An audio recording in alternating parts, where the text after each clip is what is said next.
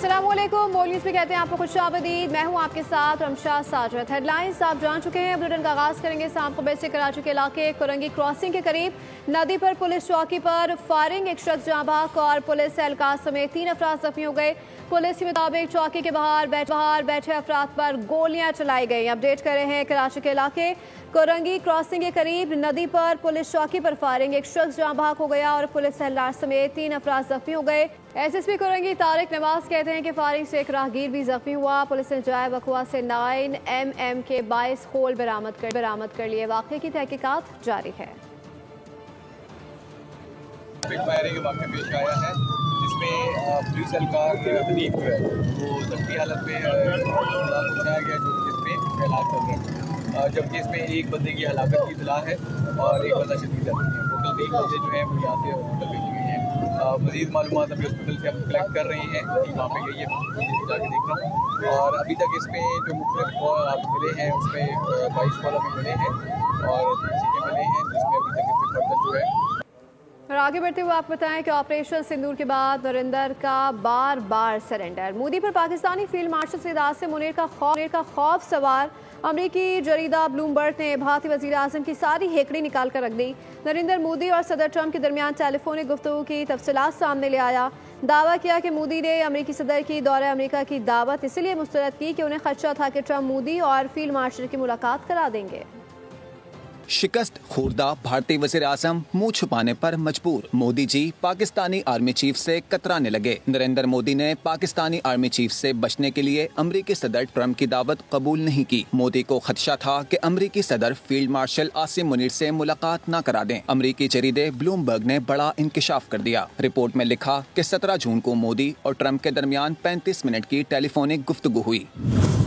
35 minute की ये telephone call Pak Bharat ताल्लुकात में नया मोड़ साबित हुई। गुफ्तगू के बाद ही भारत अमेरिका ताल्लुकात में तल्खी आना शुरू हो गई। तनाव की एक झलक उस वक्त सामने आई जब अमरीकी सदर ने भारतीय मईशत को मुर्दा करार दिया।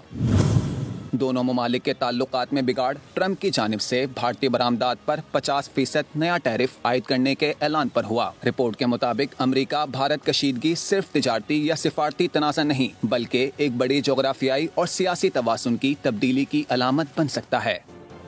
और अब ये जानिए, खत्ते की चौधराहट का ख्वाब सजाए मोदी जी अपने बिछाए जाल में खुद ही फंस गए। पाकिस्तान से मार खाने के बाद ट्रंप से भी मुंह की खानी पड़ी।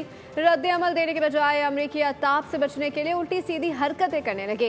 एक तरफ अमेरिका से असलहा लेने का मुआहदा मनसूख करके रूस को खुश किया तो दूसरी जानिब रूस से तेल की खरीदारी में कमी लाने को तैयार हो गए।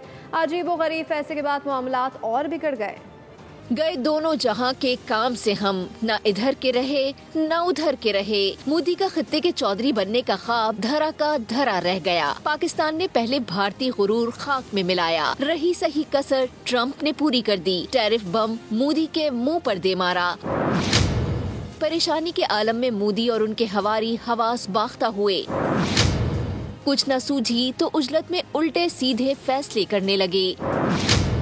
एक तरफ भारत ट्रंप की नाराजगी खत्म करने के लिए रूस से तेल की खरीदारी कम करने पर तैयार हो गया तो रूस को ठंडा करने के लिए अमेरिका से हथियार खरीदने का मंसूबा फिलहाल रोक दिया। भारतीय वजीर दिफा राजनाथ सिंह ने अमेरिका का तयशुदा दौरा भी मंसूख कर दिया।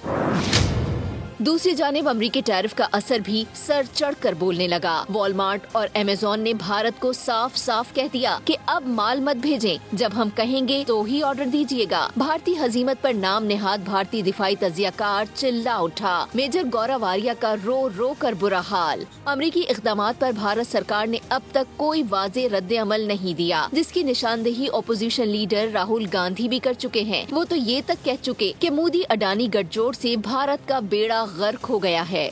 भारतीय इलेक्शन कमीशन ने बीजेपी के साथ मिलकर वोट चुराया। अपोजिशन लीडर राहुल गांधी मोदी की चोरी दुनिया के सामने ले आए। सबूत और शवाहिद के साथ मोदी के कारनामों की वीडियो बना डाली। कहा कि मोदी ने हर बार इलेक्शन चोरी करके जीता। इलेक्शन कमीशन ने उनका पूरा साथ दिया। आपको अपडेट कर रहे हैं। भारतीय इलेक्शन कमीशन ने बीजेपी के साथ मिलकर वोट चुराए। ओपोजिशन लीडर राहुल गांधी मोदी की चोरी दुनिया के सामने ले आए। सबूत और शवाहिद के साथ मोदी के कारनामों की वीडियो बना डाली। कहा कि मोदी ने हर बार इलेक्शन चोरी करके जीता।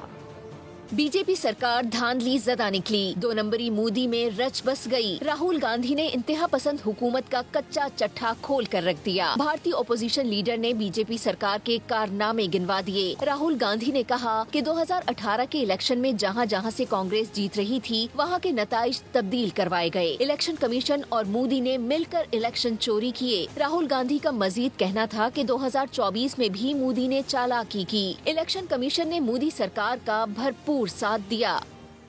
गजा पर कब्जे का बरसों पुराना मंसूबा इसराइल आखिरकार सामने ले ही आया। इसराइली सिक्योरिटी काबिनेट ने गजा पर फौजी कब्जे के मंसूबे की मंजूरी दे दी है। नेतन्याहू की जानिब से अहकामात मिलने के बाद काबिज इसराइली फोर्सेस गजा पर चढ़ दौड़ी। खान यूनिस समेत दीगर इलाकों में शदीद हमले किए गए। 98 फलस्तीनियों को शहीद कर दिया गया।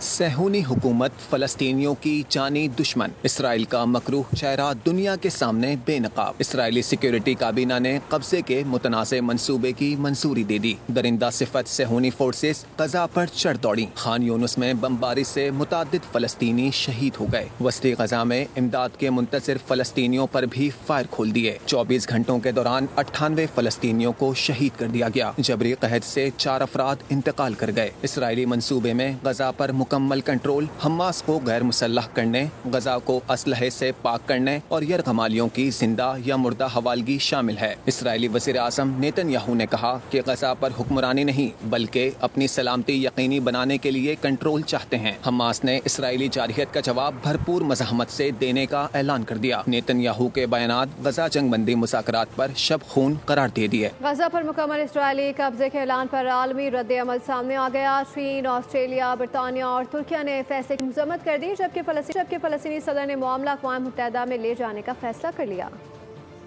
ने मुतालबा किया कि इसराइल फौरी खतरनाक इकदाम बंद करे। गजा फलस्तीन का एक लाजिम व मलजूम हिस्सा है। ऑस्ट्रेलिया ने इसराइल को गजा पर फौजी कब्जे से बाज रहने का मशवरा दिया।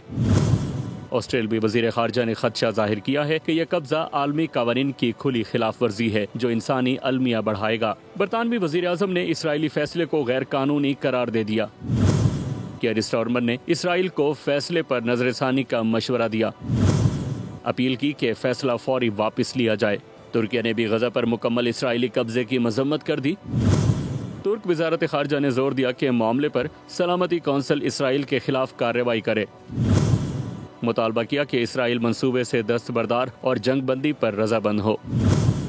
जबकि फ़लस्तीनी सदर महमूद अब्बास ने गजा पर इसराइली कब्जा इंसानियत सोज जुर्म करार दे दिया।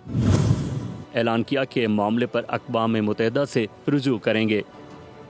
इसराइल का वहशियाना चेहरा दुनिया के सामने बेनकाब। गजा पे एक और रिहायशी इमारत पर बम बरसाया। जैतून के इलाके में यासीन नामी फ़लस्तीनी शहरी की कसीर मंजर इमारत को निशाना बनाकर मुकम्मल तबाह कर दिया गया।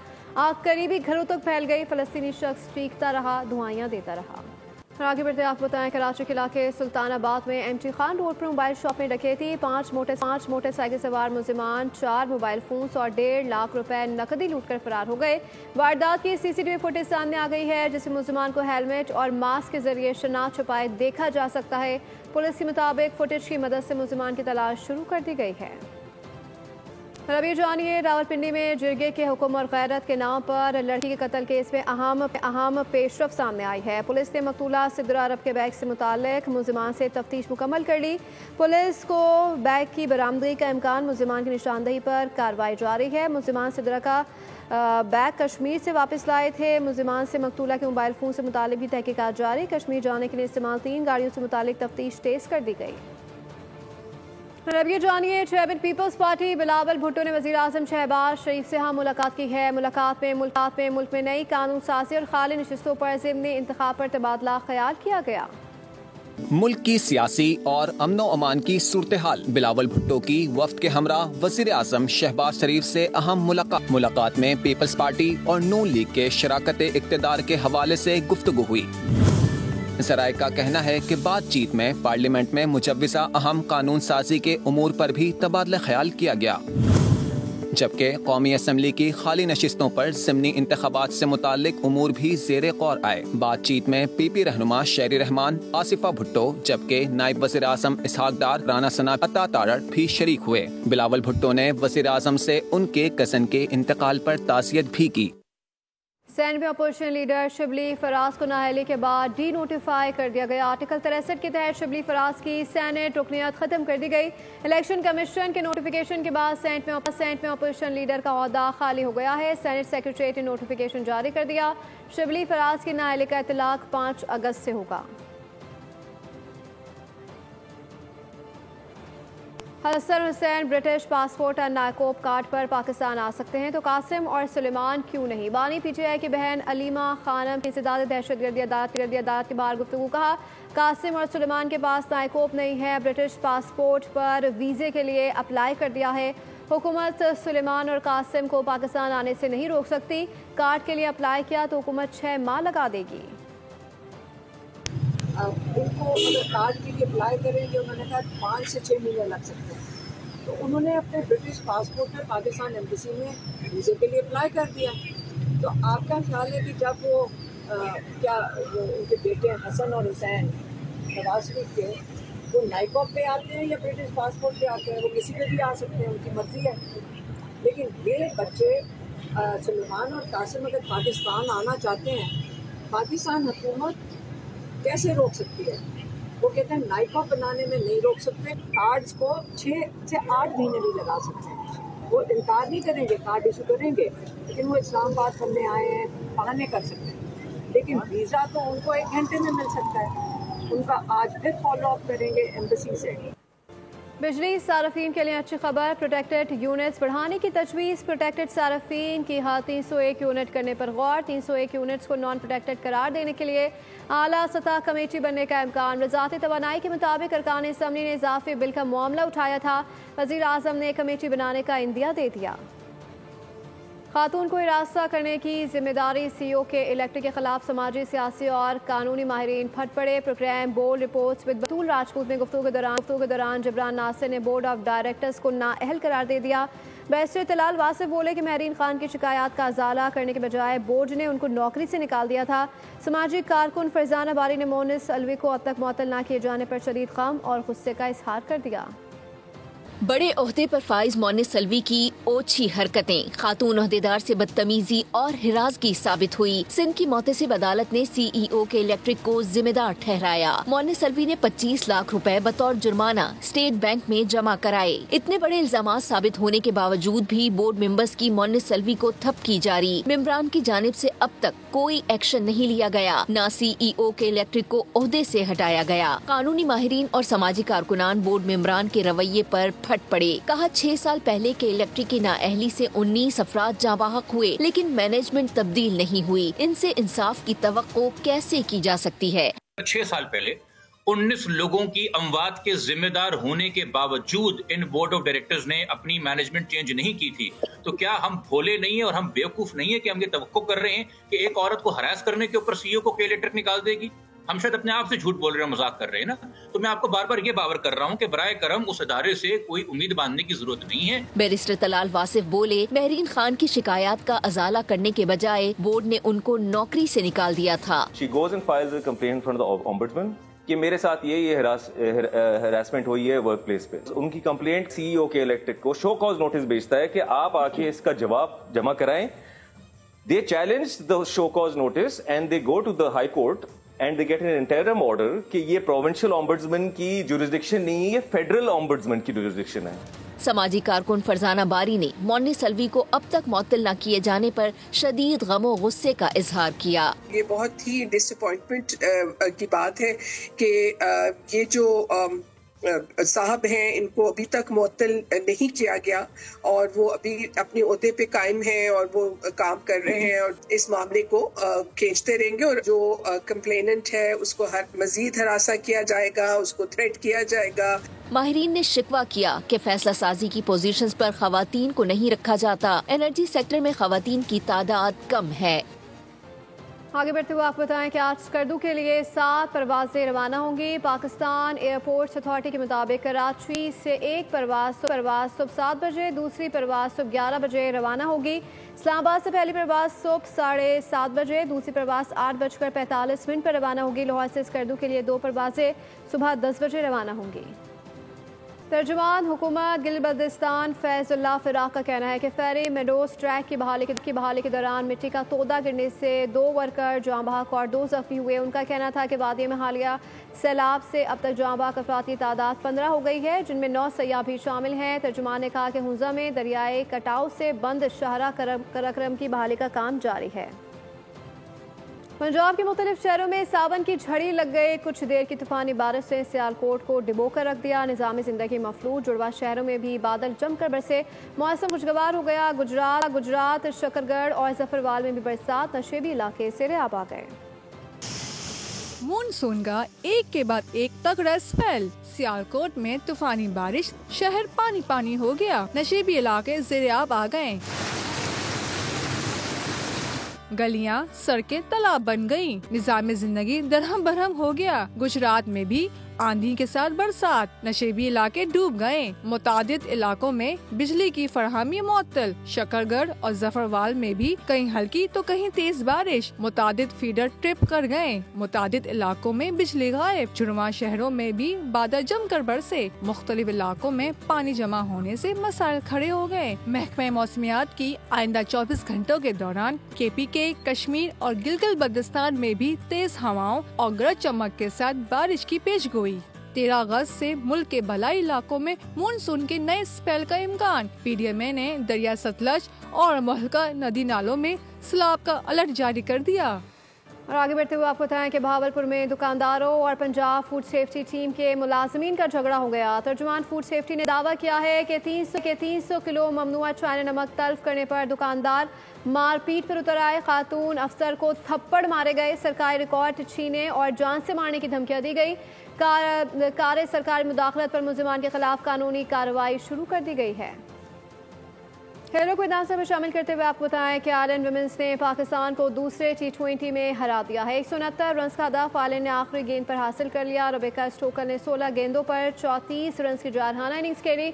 आयरलैंड वुमेन्स को 3 मैचेस की सीरीज में 2-0 की फैसला कुन बढ़तरी हासिल है। पाकिस्तान वुमेन्स ने पहले खेलते हुए 6 विकेटों पर 168 रन बनाए थे।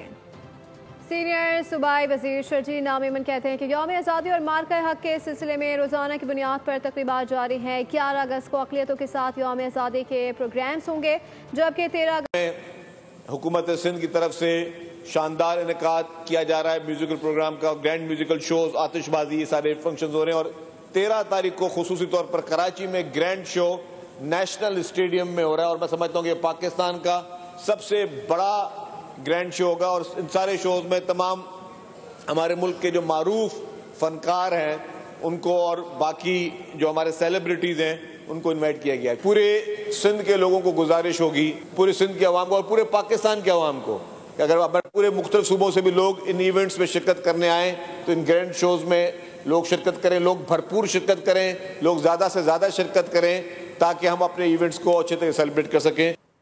मार्का हक और जश्न आज़ादी की तकरीबात जारी हैं। भारत को बता दिया कि इस परचम के साए तले पूरी कौम एक है। गवर्नर सिंध कामरान खान टिसोरी की मीडिया से गुफ्तगू कहा कि इस बार जश्न आज़ादी भारत से जंग जीतने की खुशी में मनाएंगे। इंडिया को ये बता दिया है पाकिस्तानी कौम ने कि तुमने हमें छेड़ा, हमने तुम्हें छाड़ दिया, पिछाड़ दिया। अगर कभी तुम पिछाड़ने के लिए आओगे तो तुम्हें लिटा देंगे इंशाअल्लाह ताला, दफना देंगे। इंडियंस को बता दिया है कि इस परचम के साए तले पूरी कौम एक है, पूरी कौम एक है। कि अब हमने मार्का हक दिफाई तौर पे मार लिया है। अगला मार्का जो है मार्का मईशत होगा। जब जश्न आज़ादी की तकरीबात की बात आई, गवर्नर हाउस, MQM पाकिस्तान, पूरे पाकिस्तान में किसी से पीछे नहीं है। थे पाक बहरे के ज़ेरे एहतमाम पोर्ट कासिम पर 2 रोज़ा पोर्ट सिक्योरिटी और हार्बर डिफेंस एक्सरसाइज का इनेकाद किया गया। मश्क में पाक बहरे की coastal command, Pakistan maritime security agency, Karachi port trust और दीगर कानून नाफिज करने वाले इदारे शरीक थे। आपको इस बारे से अपडेट करें कि मश्क का मकसद बहरी तनसीबात को दरपेश मुमकिन खतरात की बरवक्त निशानदही, फौरी रोकथाम और मौसर तदारुक यकीनी बनाना था। मश्क मुख्तलिफ मंजरनामों पर मुश्तमिल थी, जिनका मकसद मुताल्लिका इदारों की तैयारी और मुश्तरका रद्द अमल की सलाहियतों को जांचना था।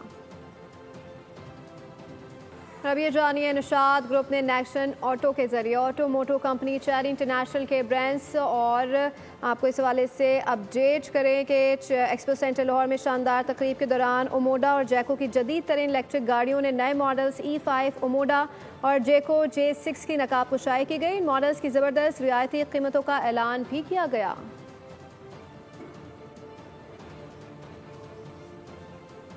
अब ये जानिए, चेयरमैन CTA मोहम्मद अली रंधावा की ज़रिए सदारत अहम इजलास हुआ। इस्लामाबाद चैम्बर ऑफ कॉमर्स के सदर Nasir Qureshi, member planning doctor Khalid Hafeez समेत दीगर ने शिरकत की है। इजलास में इंटरनेशनल इंडस्ट्रियल एक्सपो से मुतालिक तफसीली गुफ्तगू हुई। ब्रीफिंग में बताया गया कि एक्सपो में पाकिस्तान समेत दुनिया भर की मशहूर कंपनियां अपने स्टॉल्स लगाएंगी। मुख्तलिफ ममालिक के साथ पाकिस्तान के मशहूर ब्रांड्स परफॉर्मेंस की याददाश्त पर भी दस्तखत करेंगे।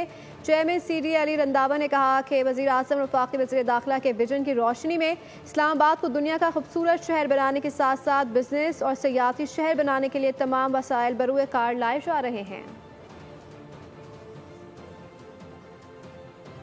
मिटियारी में अजीम सूफी बुजुर्ग और शायर शाह अब्दुल लतीफ़ भटाई के सालाना उर्स की 3 रोज़ा तकरीबात आज से शुरू होंगी। गवर्नर सिंध कामरान खान टिसोरी मज़ार पर चादर चढ़ाकर तकरीबात का इफ्तिताह करेंगे। 5 लाख से ज़ायद अफराद की आमद मुतवक्किल है। ज़ायरीन की हिफाजत को यकीनी बनाने के लिए सिक्योरिटी के भी मौसर इंतजाम किए गए हैं।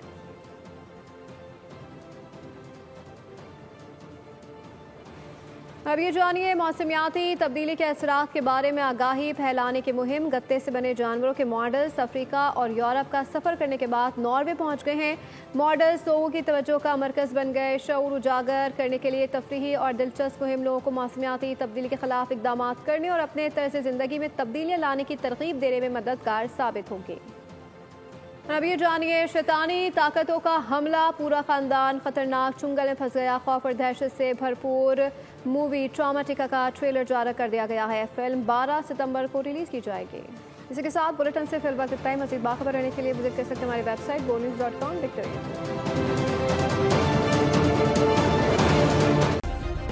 सब्सक्राइब करें और बेल दबाएं ताकि कोई खबर रह न जाए।